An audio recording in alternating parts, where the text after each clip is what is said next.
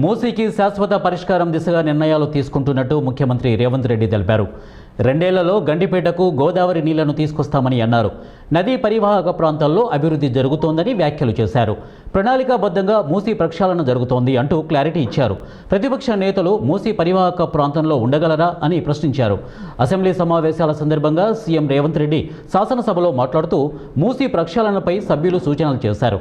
సభ్యుల సూచనలను పరిగణలోకి తీసుకుంటాము. మోక్షగుండం విశ్వేశ్వరయ్య వరద ముంపు పరిష్కారం చూపారు. నదీ పరివాహక ప్రాంతంలో అభివృద్ధి జరుగుతోంది. చాలా దేశాల్లో నదీ పరివాహక ప్రాంతంలో టూరిజం అభివృద్ధి కొనసాగుతోంది. మూసీ నది అనంతగిరిలో మొదలై 240 కిలోమీటర్ల దూరం ప్రయాణిస్తోంది. ఈసా, మూసా నదులు బాపుఘాట్ దగ్గర కలుస్తాయి. అందుకే అక్కడ గాంధీ సరోవర్ ప్రాజెక్టు చేపట్టాం. మూసీ ప్రక్షాళనపై నెలల తరబడి అధికారులతో సమీక్షలు చేశాం. ప్రణాళికాబద్ధంగా మూసీ ప్రక్షాళన జరుగుతోంది. ఈసా, మూసా నదులను గోదావరి నీళ్లతో నింపుతాం. 2 ఏళ్లలో గండిపేటకు గోదావరి నీళ్లను తీసుకొస్తాం. సంక్రాంతిలోగా ఫస్ట్ ఫేజ్ పై క్లారిటీ వస్తోందని వారు తెలియజేశారు.